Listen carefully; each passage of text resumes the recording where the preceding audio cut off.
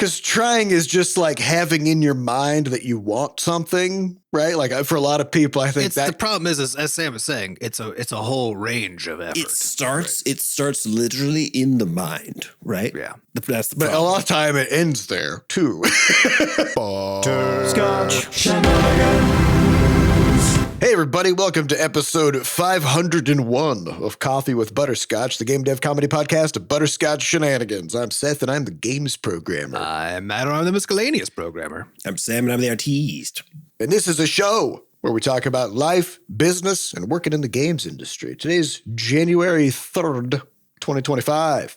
Before we get started, we have a warning. There's going to be profanity in this show. And we'd also like to thank our recurring supporters over at moneygrab.bscotch.net. Thank you so much for your monthly donations to help keep this podcast moving. There you go. All right, we got a lot of things on the agenda today. Agenda item number one, we got to name the year, okay? So last episode, we threw a bunch of our own ideas out there, and then we put out a call to the community to name 2025. Every year we pick a name. What's the theme of this year? What's this year going to be like? Did the community answer the call? The community answered the call. Okay, so They did. So first, let's grab like a few of our own favorites from our list, and then we'll go through some of our favorites from the community, and then we name the year. All right, let's do it. Okay. All right. So I think our kind of top three from our own list was 2020 Thrive, which is all about just really, Getting the most. Yeah, out of getting the the year. most out of life. Yep. We also 2020 Strive. It's like pick a goal and really go for it. Yeah. Go for something It's like big. Thrive, except it's all about the effort. Yeah, striving isn't about the outcome. Right? Yeah. It's about Yeah. the doing, which is it's good. It's good. Although It's that could good. mean 2020 Strive and Thrive would be, Strive and thrive. another option. Yeah. Sometimes one is a consequence of the other, but sometimes it's not. Yeah, you know? but you don't want to confuse it with Sometimes 2020 strife, though. Yeah. You want to skip different. Different. Very one. different. Very different. You don't want that. Yeah. And then our third was 20 Hyperdrive, which is just fucking go. Just turn on the afterburners and blast, send it, whatever you want to call it, but just do everything to the turbo max. Use whatever sci-fi technology you need to, turn those stars into beams of light. Yeah. Get on that grind. Wake up at 3 o'clock in the morning, take a cold shower, eat one oat. Do some yoga. Yup. Whatever these fucking Listen to 5 influencers audiobooks talk at once. about. Listen to 5 audiobooks while walking at your desk treadmill while making a startup. I don't know. So those are our top few. So then we got a few from the community that we really liked. So and we're not going to list all of them because there were a lot. So we're just going to We'll pick up just grab a few of the tops. smorgasbord.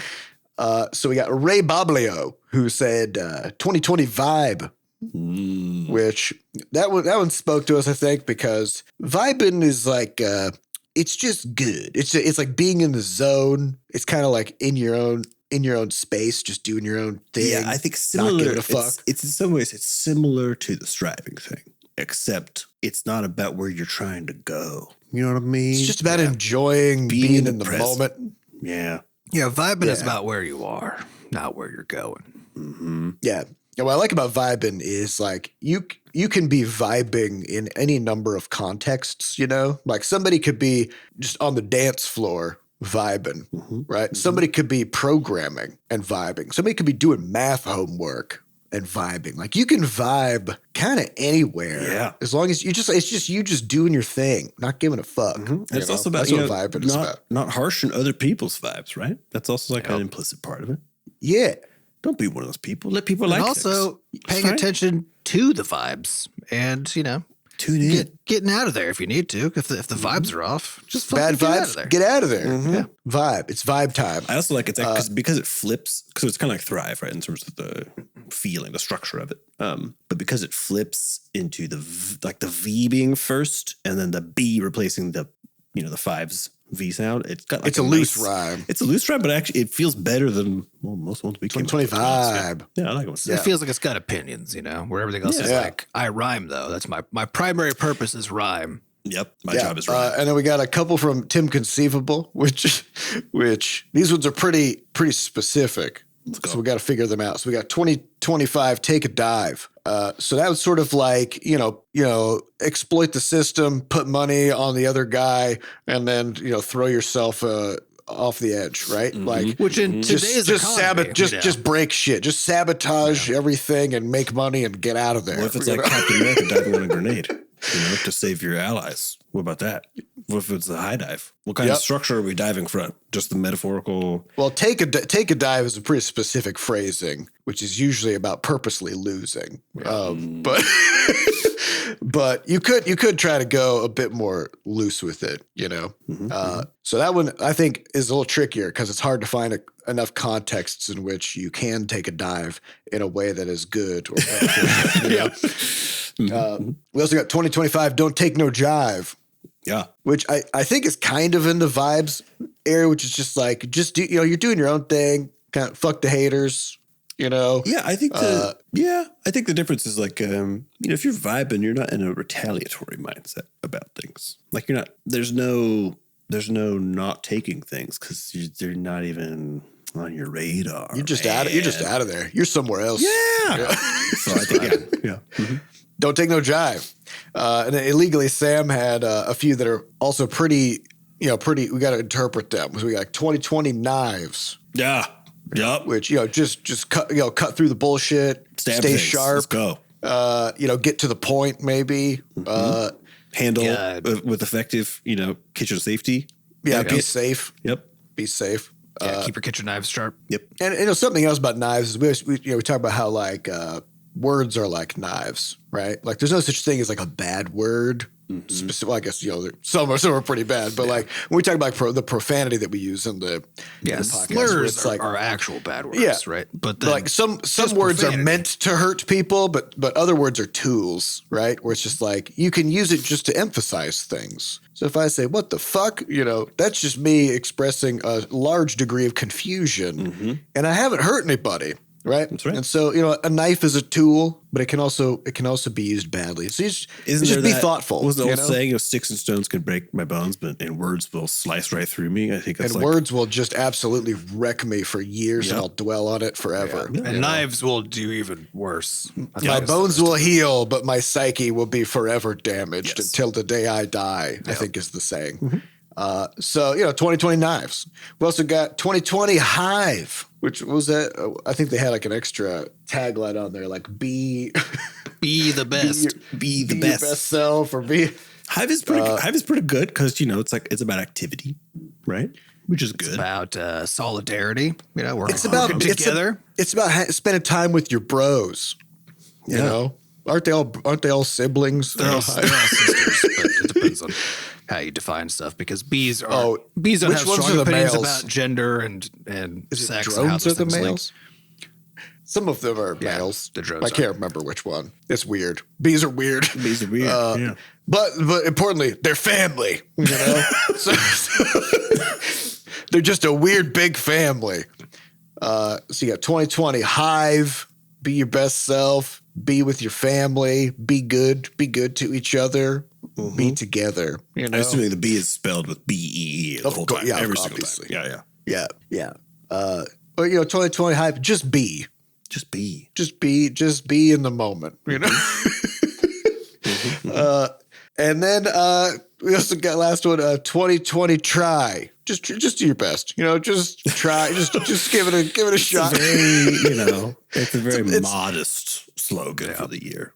It's like, what? Sometimes things don't work out, right? But you can try. Yeah, the problem I have with 2020 try is trying is like you can convince yourself that you've tried something when really you haven't. You know what I mean? Like if I like bought a Spanish book this year and I was like, I'm trying to learn Spanish, right. And I get like 10 pages in and I'm like, this is kind of hard. Well, I tried, and then I'm done. Right. I don't think that counts. I think it counts as trying. It doesn't count as striving, though. Because I think it counts as motivated trying, That's true. Or more goal-directed trying. Trying is just a little too amorphous, right? It's just like, you can dip your toes in. Trying is just whatever. I tried. Yeah, you touched it somehow. Yeah, I tried to convince myself that I could learn Spanish, I think is what I tried to do. Yeah. But I didn't really try to do it. I guess, I guess what it is like, trying is basically any effort at any level. At any level. Towards something, right? But it's not, which means that you can't tell when someone says like, oh yeah, I tried this year. The fuck does that mean? Like, did you do it for 2 minutes or did you strive? And the thing is, trying is sort of, it's just actually too much of a big word. There's too much in it. So I was at the gym this past week, and this gentleman and he just like accosted me in the locker room with questions. He was like, what are you doing for like food, blah blah blah, and he was asking me some stuff about my routine, and he's like, yeah, I've been trying to get it back in shape, and I was like, well, like, what have you been doing? And he's like, oh, like I've been trying to eat better. And I was like, so what's your approach? Like, what have you been doing like with your food? A lot of trying in here. And he couldn't name a thing. He couldn't name a single thing that he had done. Because trying's too vague. I think that's exactly because trying is just like having in your mind that you want something. Right, like for a lot of people, I think that it's the problem is, as Sam is saying, it's a whole range of effort. It starts literally in the mind, right? Yeah, that's the problem. But a lot of time it ends there. It usually ends there, that's true. Or it ends like 5 feet. And you can convince yourself that like you're trying to do it or that you really want to do it, but trying is willpower based, right? That's essentially what the problem is. Yeah, trying is willpower, and also most things are really, but it's because the first thing when you're trying is to try to get over the willpower hump to try physically the thing that you're trying to try. I'm trying to try. So trying has multiple try levels of like, first you try to get the willpower to try the thing, and then you try the thing. But I think that's wrong, because I think trying is not the way you do things. I think you do things by deciding you want to do it, figuring out how to structure things so that you can do it, and then you do it. Well, that's not if you're trying, but you're trying to do it. Yeah, we're talking about trying. You're talking about things that aren't trying. No, that's what I'm saying. Is I think trying is just a path to failure. Doing things is how you actually do them. Well, trying is you just kind of like convincing yourself that you are making progress. Because it's not about willpower. Well, trying is about experimentation, though, I think. And this is, I think, why the word is too loose, right? It's got too much in it, because if I said like, oh, yeah, I'm going to try a couple different things to see which one I like, right? Or I'm going to try out. That's true. That's it's sort of like a different definition. Yeah, it's about dipping your toe in. There's two meanings involved. Yeah, try something is like just like expose yourself to it. Yeah, and so I think the problem is that like people use the word try in a context where it also means I'm attempting, right? I'm attempting to like do a thing. I'm not. Yeah, if you say try to, you're referring to an attempt. Which and I think that has all the hurdles you have to overcome to attempt something. Right? Similarly, because if somebody said to me like, because there's two ways like somebody could explain to me. If somebody said, hey, I'm trying to learn Spanish, right? That versus if somebody else just says like, yeah, I'm learning Spanish. Mm-hmm. And I feel like that framing is really important, because if you say I am learning Spanish, then like you're just doing it. You're like you've got a plan, you're working through it. Yeah, I think naturally if you're always hedging it. Right. Yeah. Trying is just you're just like dipping your toe in and being like, ooh, that's cold, and then you just don't get in, right? So I think trying is too loaded, too much going on. It's too chaotic. So I'm leaning toward 2020 vibe. I think so. There was one you didn't mention, which I think just should be thrown in here, which is from Piece of Bullets. Stay alive, don't drink and drive. No, 20 gently writhe. From 20 gently writhe. Makes me uncomfortable, and maybe uncomfortable is good. Yeah, maybe it's good. That's what growth's all about, is being uncomfortable. I'm real uncomfortable with that. Yep, gently. Yeah, get out of your comfort zone, and that's how you grow as a person. So we need to deal with this. We need to deal with this. We have to say it out loud, and everybody else has to hear it too. Yep. 20 gently writhe. No, now if you do nothing else this year, get over the fact that you heard that phrase. It might take all 365 It might take all year, but that'll be a significant achievement you can be proud of if you can surmount that. I also don't like how it's constraining my writhing to a certain style. And right. Sometimes I want to writhe.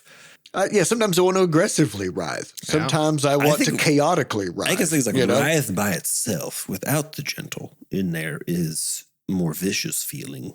It's like a ball of snakes. the gentle is Yeah, it's required. basically what I do when I'm wrestling my blanket every night, trying to figure out how to wrap myself up properly to go to sleep. Exactly. So maybe you got to chill out a bit. when you're Writhing wrestling. around like an alligator wrestler. I think that's what's uncomfortable about it is the natural contradiction baked in. Yeah. One does not gently writhe. That's just wiggling. Okay. Yeah, Right? I think that's true. That's where the G's come in on the wiggle. It's gentle, So I think if you're writhing, there's a lot of thrashing. That's the TH part in the middle. That's sort of how it works. Yeah. It's kind of the same word. But 2020 wildly thrash. Yep. It doesn't rhyme though, so we can't use it. But that's true. That's true. all right, what are you guys thinking? I like the vibe. 2020 vibe? I think And also, it just the way it speaks is good. 2020 vibe. It's just a good vibe.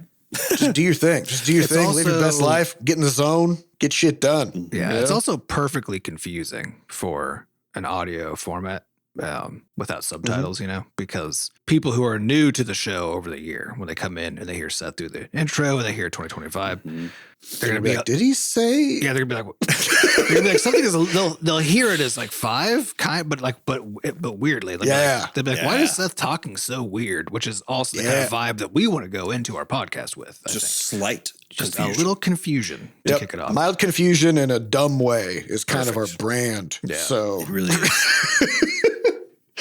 oh man. All right.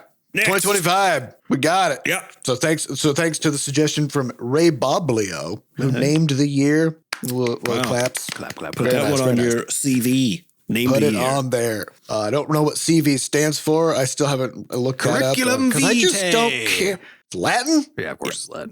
Of course, it's that. What the fuck? Your Resume is options are French. curriculum vitae or resume. Yeah, it's like there's no I guess, English version. I think rap sheet is your English version. Yeah. Yeah. Why don't we have an English word? I guess we just don't need it. We have a lot. I mean, there's a lot of shit that we have that we just like. Yeah, we'll just use. English is the Frankenstein's monster of languages. Yeah. All right. So I want to talk about. So we got a couple more things to talk about. Sam wants to talk about Inscription. And I want to talk about kitchen scales. So Very different topics, but let's go. very different topics. I got to just say this about kitchen scale first. Go. So I've been doing a lot of nutrition stuff this past year, learning about food, learning about how does stuff that I put in my body make me feel and how does it work, right? And one of the things that I've learned is that serving sizes are very purposely bullshit. Yep. They are so aggressively opaque. My favorite is how goldfish crackers have a serving size of 55 pieces, which what the fuck is that? How do you count? I mean, I have counted just to see like what does 55 pieces even look like? I think it's like a half a cup. Well, or they something. also have a serving size by either weight or volume, right? Yeah, they'll always have weight or volume. Yeah. Or both, right? And so for whatever reason, it just never occurred to me as I've been like wrestling with trying to figure out, estimating like how much of stuff that I'm consuming. Yeah. So you're over here counting your goldfish crackers. I'm basically translating them, right? I'm like, okay, I think it's like a half cup for this. I just kind of stopped eating them, but that's a different thing. Not because of the serving size, but just for other reasons. So finally I was like, I just need to get one of those little kitchen scales. And it's a countertop scale. It recharges with like a USB-C, and it's accurate to the gram. But it has a tare function on it. So like, for example, one of the things that always fucked me up is peanut butter. Peanut butter is real calorie dense, but the serving sizes are in tablespoons. Yeah. Okay. So you can't scoop a tablespoon of peanut butter out of the jar and then somehow get that onto your toast. Yeah. Yep. It's stuck in the fucking spoon now. And then you can try to knife it out, but then like a third of it will be still stuck in there. And you have no idea how much you've put on your toast, right? But the serving size is 2 tablespoons. You gotta do it so you twice. got to do that twice unless anyways, the whole thing's insane. So, but also a serving size is a specific number of grams. Okay. So at the kitchen scale, I can like have my toast on a plate on the scale, hit the tare button, which resets it to 0, right? Then I just peanut butter put on some it. peanut butter on my toast, put the toast back on this plate, Now you know. and now I know exactly how many grams of peanut butter I've had. And I've learned so much.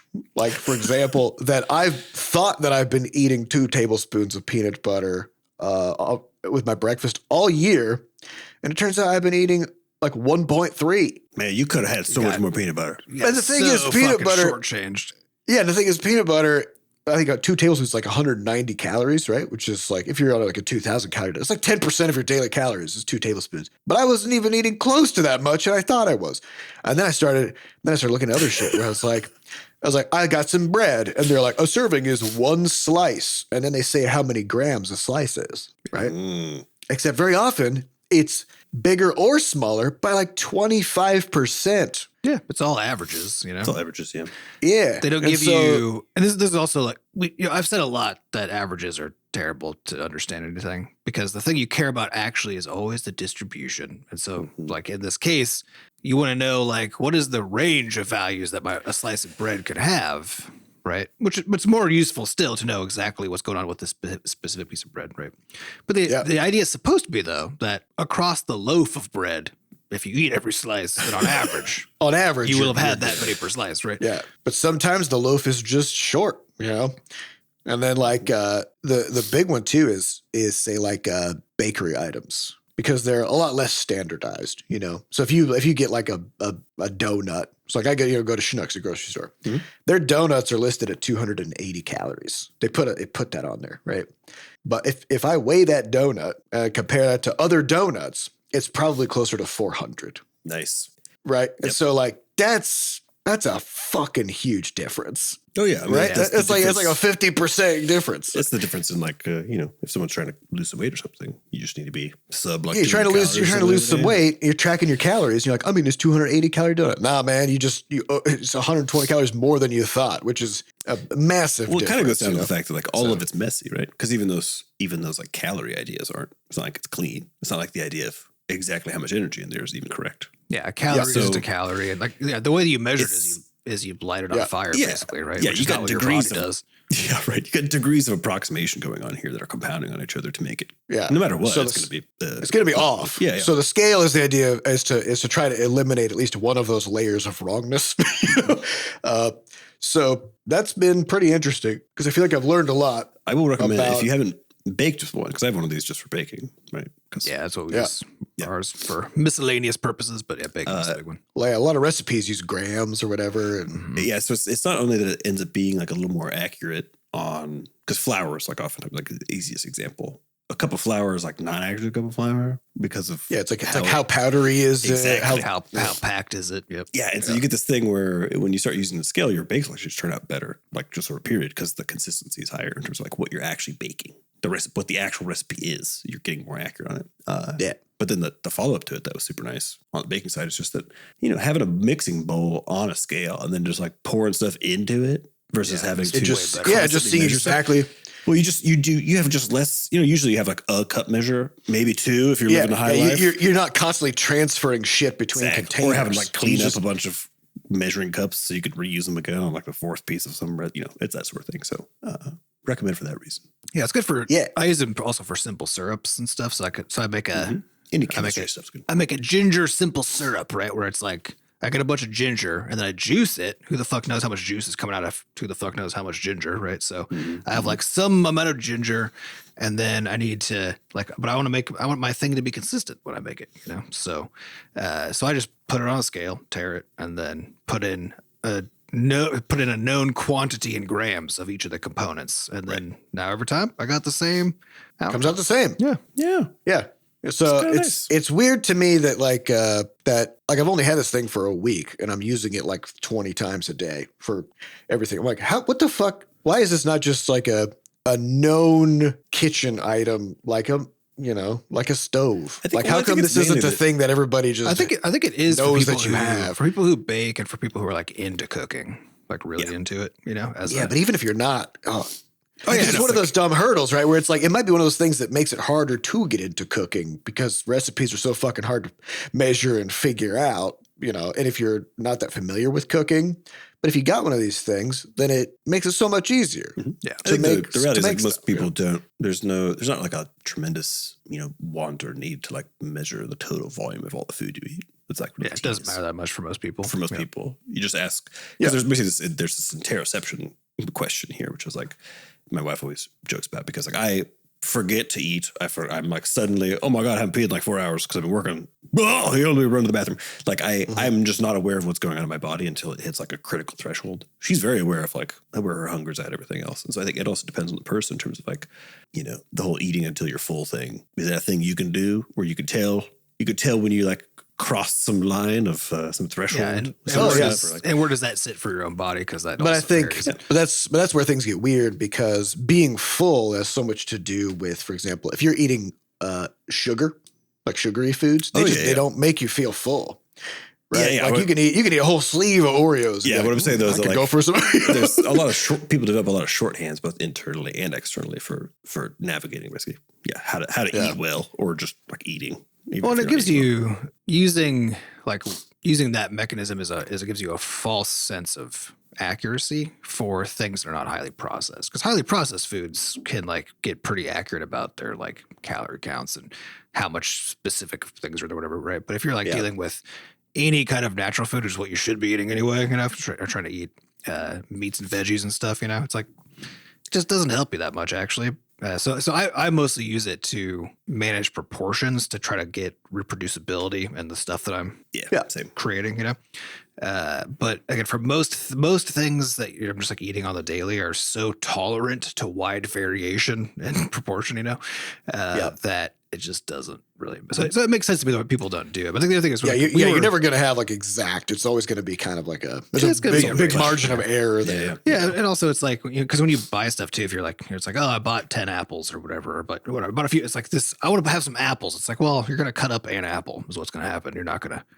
Yep. You're not going to get 100 grams of apple slices, like that's not practical. But it's weird when you see like, like a serving for this is like 1 onion. And then you go to the grocery store and some of the onions are the size of a fucking watermelon, So then that's where things come in where it's like, okay, like an onion typically a typical onion will have like this much nutrition per 20 grams or whatever. And then it's like, it turns out that, the onion you bought was actually 3 onions worth of it does make a lot of sense to me that if sort of keeping an eye on your macronutrition stuff is a thing that you're doing, or even like dieting is a thing you're doing, it does make a lot of sense to me that you would use something like a scale. Yeah, and it's kind of in line with that idea of like food tracking is something that it helps you build up like that like mind-stomach connection. Yeah.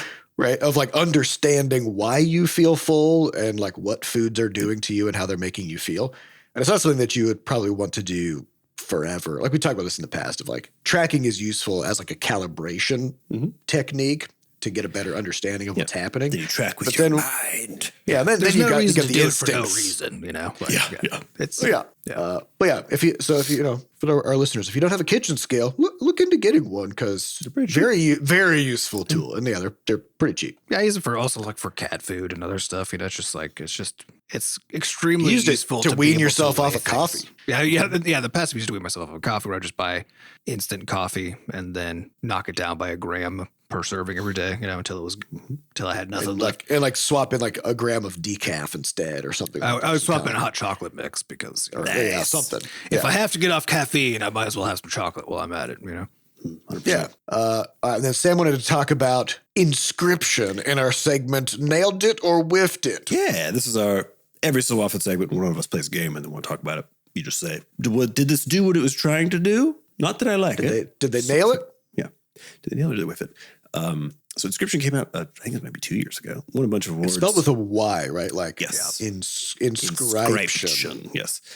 And it's a sort of thing like technically it's right up my alley because I'm really into, roguelike deck builder games in particular. But for whatever reason, I think because it has more of like a horror theme to it, it's got like a very spooky vibe. Then I just kind of bounced off it, waited. And then finally during the winter sale, I was like, fuck it. Like, let me give this a try, see. And also because of how my time is weirdly structured right now with the 2 babies and stuff, it's like the pockets of time I have for game playing are just like really, they're kind of odd. Where random. Yeah, I can't really play like I don't really want to play like a big RPG or anything right now, right? Because it's like I don't have quite enough bandwidth to get in there. I wanted to play something that I could like really feel like making good progress on, even if in like 20-minute bursts or something like that, right? Mm-hmm. So I picked it up, and what's interesting about it is that I would say it starts off looking like what it says on the tin, roguelike deck builder. and then just starts veering in directions that you did not see coming, and it just keeps fucking going. It just keeps veering until you're just doing donuts in a parking lot. That's sort of the vibe of the whole experience. It takes like 12 to 16 hours to play through. I cannot recommend it enough, honestly. They nailed it 100%. I cannot. It's one of those things where like it's a spoiler thing, right? One of those experiences that depends on you not knowing what it does. So I will not say anything. This is a vague nailed it of it's good.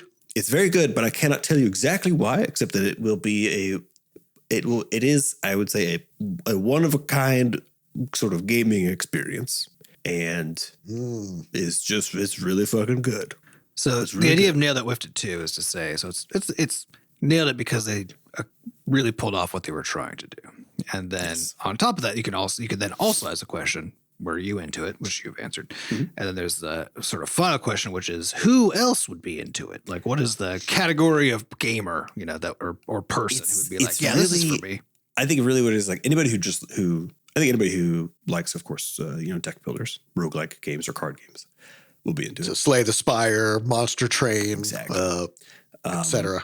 But then also anybody who's just into, I think, just like plays a lot of games or is into game design, that sort of thing, will also be very into it. It's a trip, man. It's nicely inspiring. It was a nice way to start off the year. I finished it the day of our break ending. It was just a nice way to start the year with like a great, just like, wow, they really did that. They really did it. So, yeah, I would highly recommend it. Got to check it out this weekend. Mm-hmm. Give it a go. We'll talk about it. All right. So let's get into some questions from our listeners. We got time this time, so let's go. Highest upvoted question from podcast.bscotch.net comes from Challosis, who says, Butterscotch has been making high-quality purchasable games on mobile for years. Only recently, other studios have started releasing great purchasable titles on mobile. Balatro is a recent example. Smartphones have been around for ages, so why is this only happening now? Well, it isn't only happening now. And I would argue it isn't happening now. Yeah. Yeah. I think it looks like it is because we're paying attention to a couple of games. Yeah. But I don't think the trend is changing at this point. No, most games this whole time have not gone cross-platform in the mobile to PC/console space, right? Yes. Cross-platform in between PC and console is becoming ever more expected and popular, right, as a distribution mechanism. Because the form factors, like, it's easier. Yeah, they overlap via controller, right? Yep. But also, like, using a keyboard and mouse, translating controller controls over to keyboard and mouse is not that hard because you got a jillion buttons on a keyboard and only like 16 on a controller. So easy to adapt. Mobile form factor is harder, and of course there's hardware challenges and stuff. Although really, if you're going to go on Switch, then you can go on to mobile from a hardware standpoint. Mm-hmm. But the form factor is different, inputs are different, and so we kind of have just never really seen a lot of. And what we have tended to see is like, I think the pattern is still the same, which is that there are some games that the developer or publisher thinks could work on mobile, and then they'll have a port and. Historically, they've usually tried to like make a free-to-play sort of variant of the thing as a kind of a different game entirely, but like strong relationship. Like a Fallout Shelter. Yeah. Or whatever. but occasionally, because you have things like XCOM, which is the big one I remember because that was back when we launched original Crashlands. XCOM came out around that same time. And because when we were trying to figure out because every single year, the question has always been, can you sell a game on mobile directly? Can you do it? And the answer every year has been, no. Every year is like, they did it. Like that. Yeah, somebody has done it. Yeah, there's always some exceptions, right? So like Terraria, Minecraft, Monument Valley. Monument. Like there's always going to be a handful of premium games which appear to do well. They make thousandths of a penny on the dollar compared to the Clash of Clans of the world. Yeah, free to play absolutely dominates the mobile space. Yeah. And so I think by orders of magnitude. Yeah, I think what you're seeing more in the case of a game like Balatro, or oftentimes with a lot of the games that cross over from Steam over to mobile, is simply that the success that you have on a platform like Steam suggests that you try putting it on on mobile, right? So that's in the case of Blatro. Blatro's form factor also happens to be one of the ones that like it actually feels like a mobile game. Yeah. Again, I'm not saying that in a bad way because that certainly is a way people said in the past. But like, it's I prefer to play it on my phone. Yeah, same. Yeah. When I bought it on Steam and started playing it, and I was like, God damn it, I want to go play this like on the couch on my phone, or like in between chores on my phone. And then we had to wait a few months to get it, which I just did actually because I saw that it was going to come to mobile, and I was like, okay, I'll just wait, buy it again, and then play it on mobile instead. Yeah, and so I think there's a kind of game that is particularly popular on Steam that ends up also being easy to port, which is actually exactly what we're just talking about. It's like roguelike deck builders because of the way that the interactions happen on the screen, because of how they're complex, but in a thinking way, not in an action way, which makes it easier to manage. You can just put the phone down for a moment and go do something else, and then come back and drag a card. Yeah, and so in a weird way, they have a more casual nature to them, which is funny to say about something like Blatro, but like they have a more casual, like a more pick up put down ability, right? And coupled with a more streamlined input mechanism that makes it actually very easy to do something like a port to mobile. And so what you basically have is this marriage genre wise of like, okay, on Steam, there's a kind of game that constantly comes out from indies because it's easier to make, and they tend to be very popular, which is roguelikes, and then something like a deck builder. And happens to also form factor-wise work really well in the mobile space, typically, which just means that like, yeah, if you launch one of those on Steam and it does well, you kind of would be dumb to not just go throw it on mobile too, right? Especially given how engines work. It's like, because you don't need a custom engine to build one of these things. Like it would be crazy. But then this is where the premium question comes in, because if you're launching this game on Steam and you're an indie, right, then like you got two options. You could try to make it some kind of a free to play thing riddled with microtransactions, which is hard, actually, very hard. Which is really hard to do because now so much, if not all, of your game design decisions have to revolve around how do I get money from the player? Yeah, you have to rebuild a game to convert it from a premium title to an in-app purchase. Yeah, and most indies, ourselves included, hate that shit because then you're not can't afford to do it even if we didn't hate it because it's a huge. The question isn't like what would be fun. What would be fun to put in this game? What feels cool? Money would be fun. But then all of your questions instead are how do we get money? And it doesn't really have anything to do with what's good for the player, right? So if you're making a game as a pay up front game, which is what most indies do. You sell it on Steam. Then if you want to bring it to mobile, your options are don't. As one option. Another option is to, just like update the controls, keep it as a premium title with recognizing that it's like in the case of Crashlands 2, something that we're still like aggressively working on updating the mobile controls because there's a lot going on in Crashlands 2. Mm-hmm. It's not just going to be like it's not just a one to one. Yeah, it's not. I would say it's more controller and like PC oriented than mobile oriented in terms of the type of game that it is, which is a little bit of a flip from the first Crashlands. Yeah, and it's an intentional flip, right? Because that's the other thing about all this cross. We wanted it to be more of a big screen game, kind of a thing. And so that means like we still have to do like a lot of aggressive work to update the controls.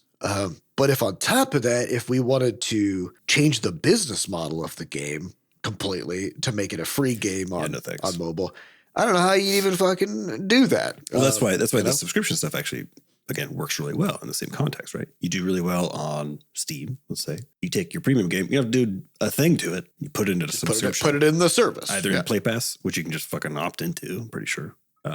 Or like very easy to get into, or you go try to strike a deal with Apple Arcade, right? And especially context wise, if we talked about this before with how the subscriptions work, if it's a roguelike game, it has a lot of replayability, right? And lasts a while, which again, roguelikes typically do, of any context, then you're actually a better fit for subscription services than even like a Crashlands experience. That's like just a giant 60-hour, monster of a thing that you play through one time, in like a binge. So I think it's a natural thing where games that are successful on a platform, especially directionally, Steam, will probably tend to make their way to, in the same way they make their way to console, make their way to mobile at this point because of. Well, I wouldn't say probably. I think it's still a tiny fraction of games make that make the jump from. Yeah, they tend to be 2D games or games that are much lighter weight in terms of system resources required, right? Because something that we struggle with Crashlands 2 is just memory, because still to this fucking day, so many phones have like 2 gigs of RAM on them. So many iPhones, you mean? Yeah, and desktop desktop computers have 30 to 60 gigs of RAM, and so there's this enormous disparity. And if you're building your game using Unreal Engine or Unity or whatever, and you're making it as a PC game, and like we're able to do a lot of the memory optimizations necessary to be able to bring the game to mobile because we've been doing this for so long. That like we know the engine, we know where all the pitfalls are and stuff, and we're testing the game on mobile the whole time. So we have a continuous integration pipeline that we're constantly deploying. Yeah, because we've reached a point a few times where we started to have lots of crashes on mobile due to memory overflow. Yeah. But it's happened a few times throughout development, and each time that's happened, we're like, well, I guess we got to figure out how to cut down on memory now so that we can continue testing it on mobile. And so we didn't have to like at the end of development be like, oh shit, okay, now let's try to figure this working on mobile, and also to figure out how to cut out like 3 gigs of RAM or something.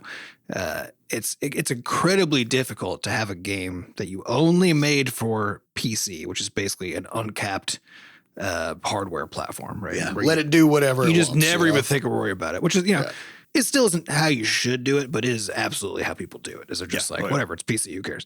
Because the thing that people forget too is that they're probably making the game on a rig that has much higher specs than the average rig, right? So, but even still, you could get away with that pretty well still. For PC. And so if you're doing that and then want to go say, now I want to bring this to console to console too, to console because of the saving loading in particular Switch or to mobile, you're going to have not only the form factor problems to deal with and like retooling inputs and all that, but the biggest nightmare is basically managing hardware. I think what's interesting though too is that like from a genre standpoint, because I haven't seen there's not a game recently in my mind that has come out on mobile as a premium title that did so well that everybody was talking about. So it's always coming to mobile from somewhere else. Yeah. So this is what I mean. Where I feel like as far as what's happening here it's not that like premium games on mobile are doing well. It's that games that do well other places that come to mobile as premium titles might also do well. Yeah, potentially do well. And you got to think about it from like the business perspective of not the developers, but of the platform, right? So there's a reason why, for example, like Diablo Immortal will get featured all over the place on the App Store and on Google Play. And it's because it costs $500,000 to cap out your character, right? Nobody would buy Diablo Immortal if it cost them $500,000 to purchase the game, but some people will spend $500,000 in the game, right? $500,000 is more money than just about any premium mobile title could ever make on mobile. But Diablo Immortal will demand that amount of money from a singular player, as like not even including the entire player base of the game, right? And so if you're a platform and you're like, okay, we have to choose which game to feature on our front page. Diablo Immortal, where we take a 30% cut of every single transaction, and the players are spending thousands and thousands of dollars, and the game will make $2 billion this year, right? We could do that, and we could take home $600 million, or we could feature Steve's roguelike deck builder that he's selling for $3.99. He's going to sell 10,000 copies, and instead of taking home $600 million, we're going to take home $6,000, right? Like, which game, as you're the platform, which game are you going to feature? You're going to feature the one that makes you the most money, and therefore uncapped revenue potential is the one that you would always choose. There's an interesting genre and like data note here too, which is that there's certain games where it doesn't matter if your progression is gone. So if I told you, if you played Fallout 4, for example, or something on your PC, and then I was like, oh, there's a mobile version, almost guarantee your first question is, can I keep playing my save? Yeah. If you're talking about Slay the Spire, Balatro, the fun is in the moment-to-moment decision-making more so than the progression, right? The progression's required to fuel it, of course, but like restarting it's fine because the whole point is restarting. It's like, it's literally a roguelike. It's just as if you died and started again. And so I think there's well as like it's still better because of the meta level stuff where if like I was bummed when I switched. I got the Steam version of Balatro, and then I was like, I don't have all these cool jokers, But you're not bummed enough to like not fucking. Well, I think it was because for me, like Balatro, I just wanted to play on mobile. So, and I hadn't played it that much on Steam yet. So the Switch, like the progress loss of the Switch from not having cross-platform save syncing was like, I was like, whatever. I'll throw away a few hours of stuff. But you're still right though that the main point of the game, like. A lot of it in a roguelike. It's not a binary yes, no, there's incentive. There's a range of incentive for how valuable your progress is to you. And therefore, because like a long form game that's all about the progress, you're not going to bounce back and forth between devices if you can't carry your progress over. Correct. Like, why would you do that? This is playing the game twice. That's just playing the game twice. Yeah. You're going to do, and so things like a long form RPG like Crashlands, like if you don't, there's basically no incentive to have the game on multiple platforms in the absence of full crossplay. Yeah. 100%. Yeah. So I think that's a big note there, right? Which is like, again, how many things have to line up for it to be the case that it makes good sense, right? Even for us, we have to have the cross-play stuff in there to make the incentive valuable enough that there could be that kind of transition from, huge Steam audience. Yeah, because the way we think of it is basically like we think that the game can do really well on Steam, which is still to this day the only platform a game can do well on, just by itself. Selling it. Yep. So we think we can do well on Steam, and we think that a subset of those players will want to, because it's a big game, so they'll want to be able to play wherever they are and like make progress, chip away at progress as they're doing other stuff, right? So it's a natural fit. We're like, oh, look, then just also sell it on mobile. And then we think it's also a good mobile game, or a good game on mobile, more accurately. So that to the extent that you can sell a game on mobile, it'll basically do as well as it could there, right? And so, but I think bolstered by people buying. But exactly, it's bolstered by that. And so I think in the absence of that, of having some confidence that at least success on Steam will translate into success on the platform, I would be a lot more skeptical about doing it in the first place. Yeah, I think this is the question: is were you to have to choose, would you launch only on mobile or only on Steam with a premium game? For a premium game, only on Steam, definitely. Exactly. That's kind of what I'm getting at, which is like you're just not going to go first on mobile. Yeah. Yep. So I think things haven't changed, and also given that for companies like Apple or Google, where for them it's just growth. Like they have to make more money every quarter for some fucking reason. And so the pressures against things like premium mobile games only go up over time. And we've kind of seen this where like the app stores constantly get reconfigured to push away from the types of games that we make. Yeah. Just over time. Sucks, but Steam is a private company. They don't have to answer to investors. They don't have a stock, right? And so they can just vibe for now. Mm-hmm. If they have an IPO, things are going to change a lot, and then we have some decisions to make. And it's not to say they aren't extremely profit-driven, because they absolutely are, and it's the only explanation for their insane 30% store cut. Because they don't need that. They absolutely don't need that. But they're doing it anyway, which means that they're still playing. They're still playing the capitalist part of the game.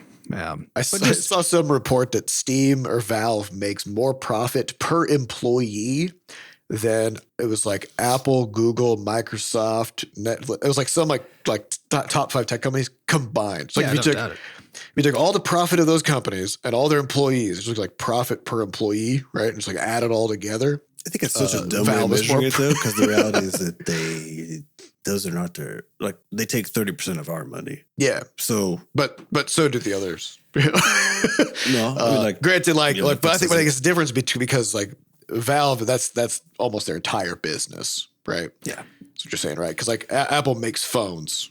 Yeah, so they pay people to make phones, and they got engineers making microchips and all this other shit, right? And Valve is over here just like, well, we sell games. We sell other people's games. We sell other people's games. Yeah. It makes sense. But yeah, so they make plenty of money. So they don't need, at this point, they don't need the line to go up because it's way up there already. Yep. Yeah. All right, so we got time for one last question. We'll have to go a little bit quicker on it.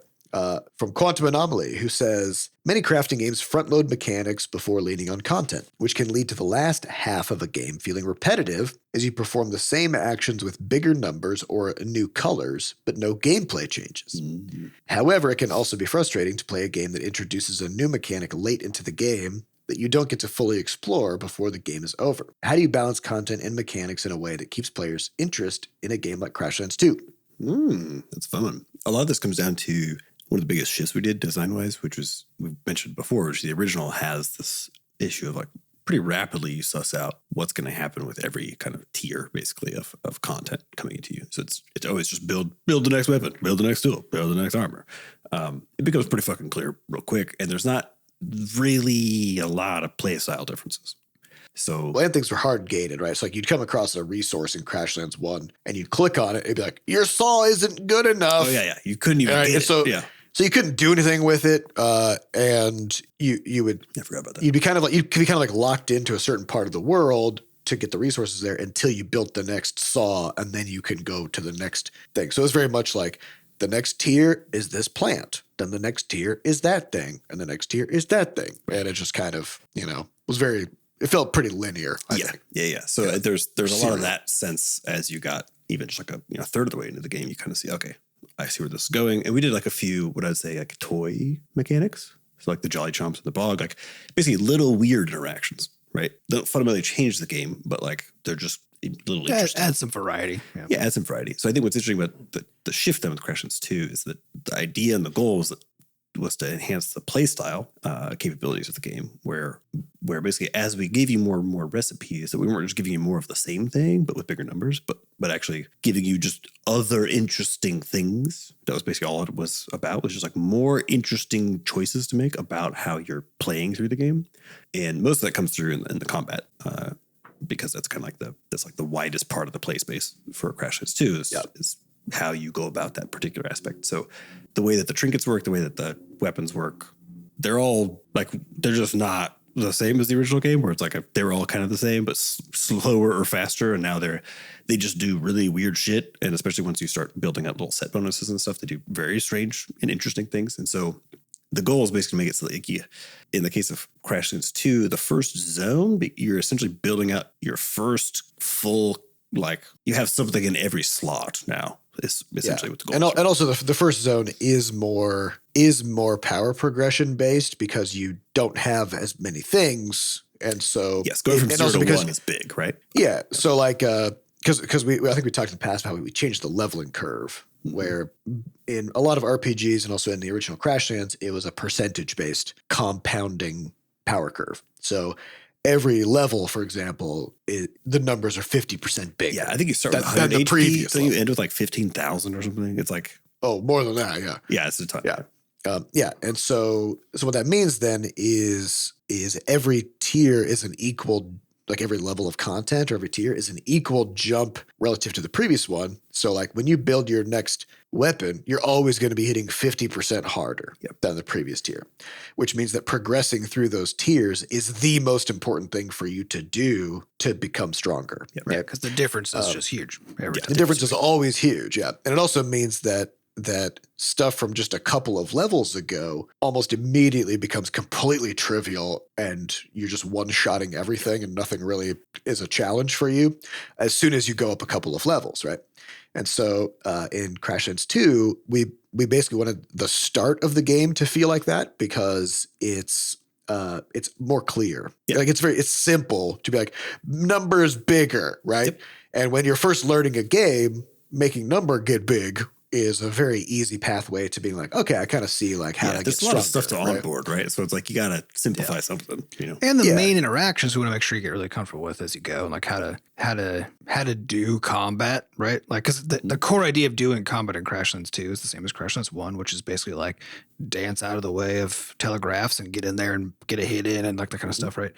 And all that just takes a lot of practice before you add in the complexity of also I got this fucking dope gadget that like lets me stun a thing or lets me make a gas cloud or lets me do whatever, right? And so being able to give the player time to like adapt to the game and to all that kind of stuff and learn how to do the things before you start adding in the complexity, right? Is the Yeah. So I think basically the way we approach it then is to answer the question as far as like how do you consider change in essentially like the play space of a game over time. Act 1 in Crashlands is basically onboarding into like all of the systems, which is like there's plenty of learning and it's very interesting because it's like, what the fuck is a pet? How does this work? You know, that's kind of the whole thing happening in Act 1. Act 2 is then when the leveling curve starts to even out.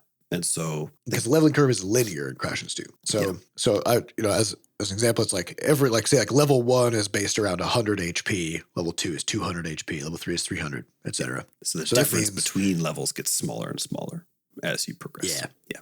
And what that means then is that the game's breadth kind of opens up where it goes from, I guess it's always the case because of how the gadgets and stuff scale, but like it gets more and more important to be thinking about your kit more so than just like whatever the next weapon in the particular style that you like is, right? Like, have I put together an interesting combo of stuff for managing this combat? Like, what if I switch it up? And so all we do is we're just constantly introducing other interesting weird shit that you can play with, while a lot of those other subsystems are just remaining essentially the same, but again, with interesting weird stuff going on. It's like, you'll always be finding pets, right? You'll always be doing combat. The pets work in a particular way, so you'll always be like figuring out how to hatch them, whatever.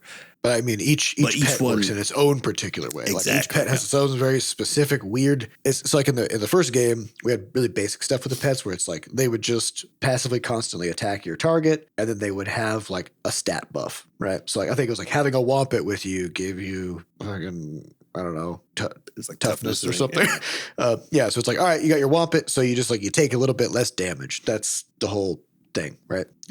But in Crashlands 2, we've got pets that provide you with like different types of buffs that do different things, or they interact, like they do give you passive stats, but they'll also interact with different equipment sets or different play styles. There's essentially like a little trigger system, right? Where they do stuff when you do stuff or if stuff happens, right?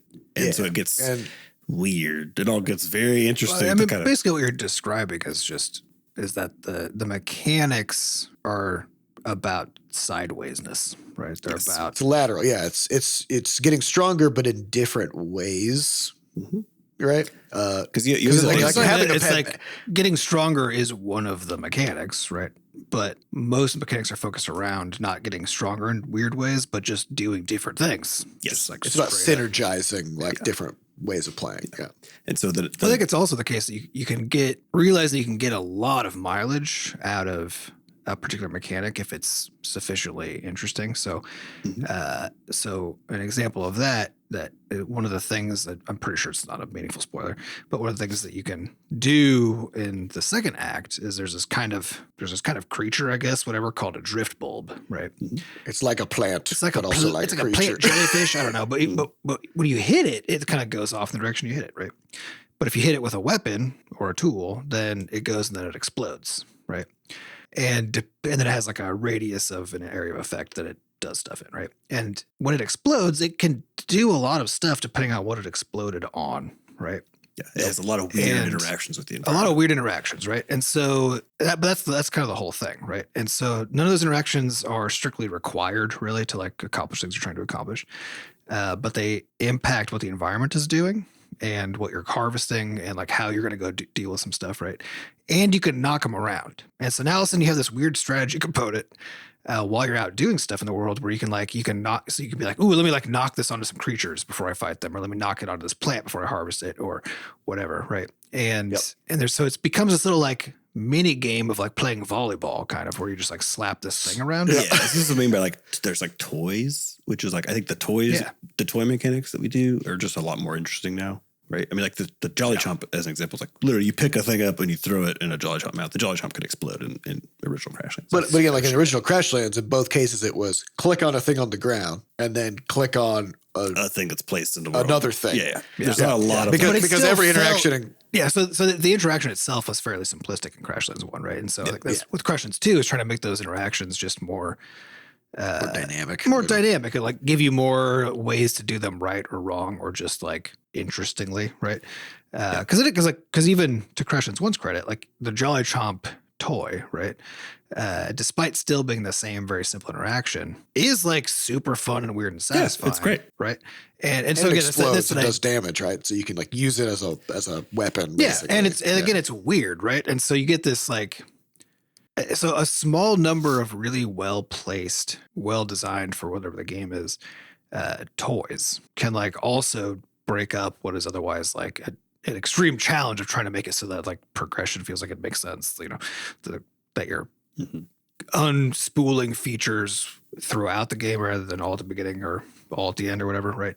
I think with Crashlands 2, I think it was that realization that like, oh yeah, if we could just get some good toys in here too, but like really good toys, you only need a few of those, and they dramatically shift how it feels it's also like, to be. I think it's space. A lot of it. The work was in updating the design of like all of the combat stuff so that there was enough room to make things that were meaningfully different. Because it's very easy to make things that are different, right? You can have again, that's the whole like, well, it's attack speed and damage. Like those are the two pieces you need for making something different. You got something that's real slow, but hits real hard, or real fast and real light, right? And it's like, yeah, but it's not that different because they both. What else can we do with that? Yeah, they both just kind of hit you. So like, can things shoot projectiles? If they shoot projectiles, can they?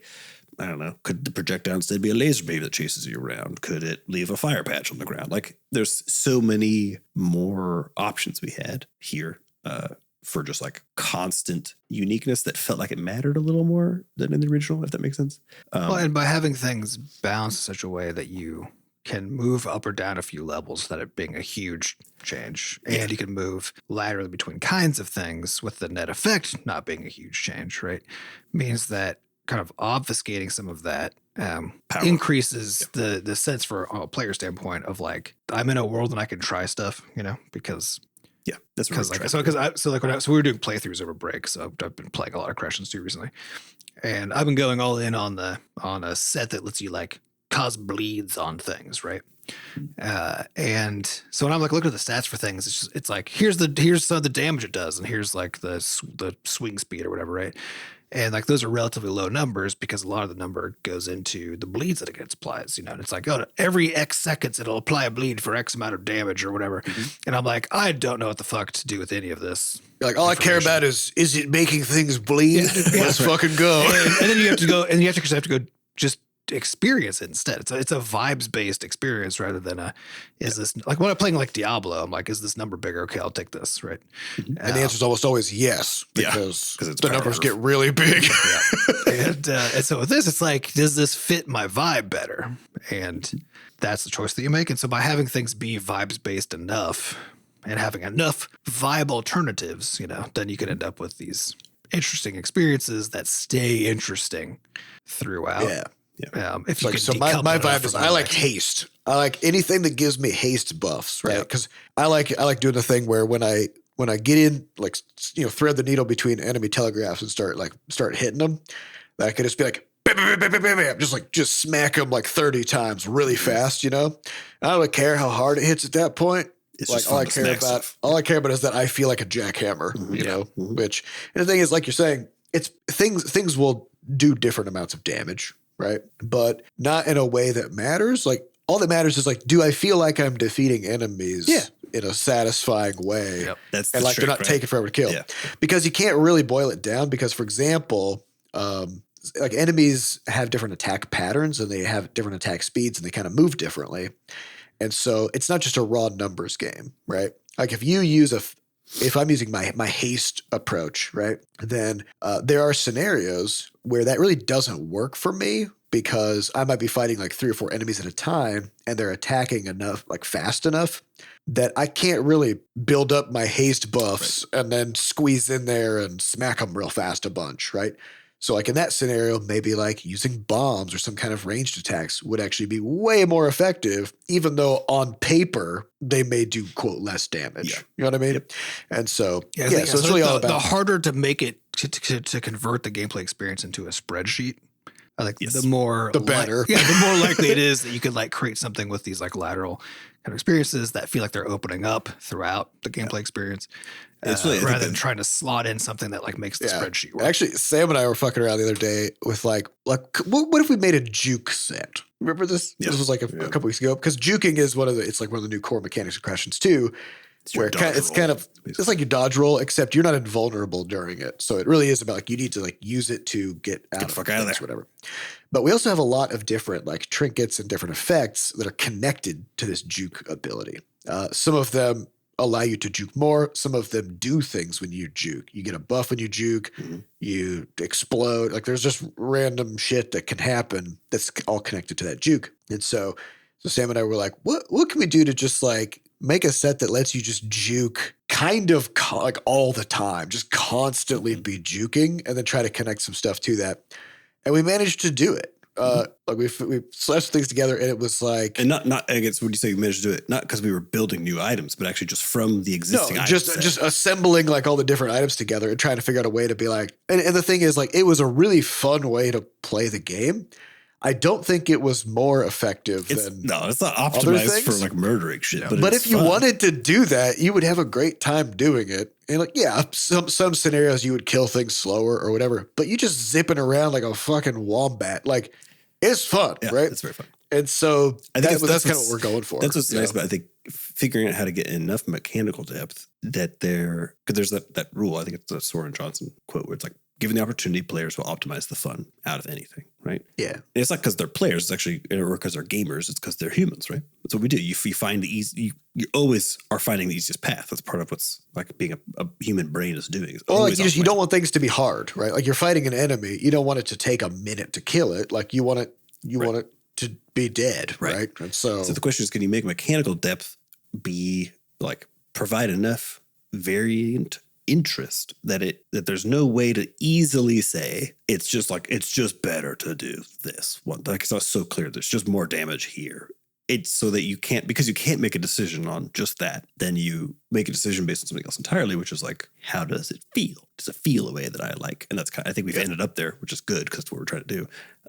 In all the different, I think there's 5 different kinds sets, or the 6 sets of like, or 6 play styles. I think it's like 6 play styles, or maybe 5 or 6 play styles at this point. But also you can have multiple at the same time. Yeah. So it's like, it's kind of like 5 like primary like modes of gameplay, but then you can combine, like you can have like 2 of 4 different ones, right? So you can have like a little bit from this, a little bit from that. And we've been trying to find all these different combinations, but like there's so many different ways you can combine the items that like when each of us plays, we each land on a totally different vibe. Yeah, which is great. Totally different way of playing. Yeah, because I don't use the 2 sets that you guys use. I use the void stuff because I think it's hilarious to just like be really slow, hit things really hard, and get punched all the time. Like that's kind of what the whole set's about. I think it's just so funny. So like I think the trick is basically figuring out a design structure that can basically whatever your team's capable of, right? Because you can't be like, yeah, we're going to make a huge breadth of content if we don't have like the design or like the total chops to be able to do so. But if your team can support it, then it's about figuring out how your game can support lateral movement, which you see in a lot of RPGs by basically not having crafting. And that's kind of the trouble is basically marrying the stuff to their crafting system. Usually you just level up and that like naturally powers up your whatever you happen to be wielding, right? It's like, oh, you're better with melee weapons now. Not like you just found a better melee weapon, though that does happen. And that's the difference for us. That it's just the thing we kind of been really working on with the Crashlands too, is figuring out how to better marry some of that really good open world RPG sense in there where you grow a little more yourself, basically, with also crafting progression. And it's just they don't. It's kind of an oil and water thing, So we kind of figure out how to. It's been a challenge to mix all this shit together. It's made something unique though. So I mean, for whatever that's worth, I guess we'll find. I can confidently say that you won't find a game like it. You'll find games that have independent elements of it. But it's so fucking hard to mix all this stuff together that I don't think very many people even want. I don't even know if they can't do it. I think they just don't want to do it. Yeah, it's not a wise project to like. It's not easy to start building. Yeah. So, but I mean, after my playthrough over the break, which I'm still working on because it's a big game. It feels like it's on track. Yep. It feels like it's working, and we're continually iterating and getting it ready for launch. So. All right, that's all the time we have for this week. We'd like to thank our producers Fat Bard and Sampa DaCosta for putting the podcast together, and thanks to our community moderators who keep our Discord running. To get more involved in the Butterscotch community, just go to podcast.bscotch.net, where we have links to the Discord, a way for you to donate to support the podcast, and links to the archives. And if you haven't yet, head on over to Steam and give Crashlands 2 a wish list. It'll help boost it up the charts, and it'll help us have a successful launch. So thank you all for listening. We'll see you next week. Goodbye. Goodbye.